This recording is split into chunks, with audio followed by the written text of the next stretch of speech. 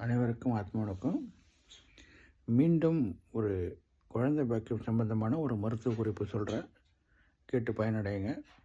மிக சிறப்பான மருந்து இது, நல்லா வேலை செய்யும். பெண்களுக்கு இந்த மாதவிடாய் கோளாறு, கர்ப்பப்பையில் பூச்சி இருக்குது, அந்த மாதிரியான பிரச்சனை இருந்தாலும் இந்த மருந்து சாப்பிட்டா அதெல்லாம் சரியாகி குழந்தை பிறக்கும். இது பேர் சதுரமுக குளிகைன்னு சொல்லுவாங்க. அதாவது பெருங்காயம் 10 கிராம், வெங்காரப்பொடி. இந்த வெங்காரம்னு ஒன்று இருக்குது, அதை வாங்கி மண் சட்டியில் வறுக்கணும். அப்போ அது அப்படியே புரிஞ்சிடும். வெங்காரப்பொடி 10 கிராம், அன்னபேதி செந்திரம், இதுவும் நாட்டு மருந்து கடையில் கிடைக்கும். அன்னபேதி செந்திரம்னா கொடுப்பாங்க. அப்புறம் மஞ்சள் மூசாம்பரம், அது 20 கிராம். அன்னபேதி 10 கிராம், மஞ்சள் மூசாம்பரம் 20 கிராம். திப்பிலி இது ஒரு 40 கிராம்.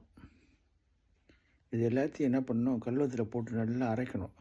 அரைச்சிட்டு இந்த மூங்கில் இலையை எடுத்துகிட்டு கஷாயம் இறக்கணும். அதை ஒரு 2-3 கைப்பிடி மூங்கில் எடுத்து ஒரு சொம்பு தண்ணியில் போட்டு நல்லா கொதிக்க வச்சு அரை சொம்பு தண்ணி ஆக்கி அதை வெடிக்கட்டணும். வெடிக்கட்டி அந்த மூங்கிலில் இப்படி அதிலே நீங்கள் கஷாயம் இறக்கலாம். அப்படி கஷாயம் இறக்குறதுல மூங்கில் இலையும் கொஞ்சம் தண்ணியும் போட்டு நல்லா இடிக்கணும். இடித்து கூட அந்த சாறு எடுத்து அரைச்சா நல்லாயிருக்கும். மூங்கில் இலை தனியாக இலையில சாறு வராது.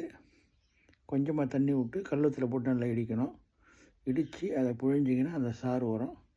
அந்த சாத்தில் இந்த மேல் சொன்ன மருந்துலாம் பெருங்காயம், வெங்காரப்பொடி, அன்னபேதி, மஞ்சள் மூசாம்பரம், திப்பிலி இதெல்லாம் போட்டு நல்லா அரைக்கணும். அரைச்சி இந்த மாதவிடாய் நேரம் இருக்குல்ல, பீரியட் டைமு, அந்த 3 நாட்கள் 6 வேளை கொடுக்கணும். காலையில் சாயங்காலம் அந்த மாதிரி 6 வேளை கொடுத்தீங்கன்னா கர்ப்பப்பை பூச்சிலாம் நீங்கி கண்டிப்பாக குழந்தை பிறக்கும். இது என்னோடய அனுபவமான முறை. சுவாமி சிவபிரகாஷ் சுவாமி சித்தவிக்கு இது அவர் கையாண்ட மருந்து. இது அவர்கிட்ட கற்றுக்கின மருந்து தான் இது. நான் உங்களுக்கு சொல்கிறேன். இதை நீங்கள் பயன்படுத்தி பயனடையுங்க. ஆத்ம வணக்கம். அடுத்த பதிவில் மீண்டும் ஒரு குழந்தை பாக்கிய சம்பந்தமான மருந்து சொல்கிறேன். ஆத்ம வணக்கம்.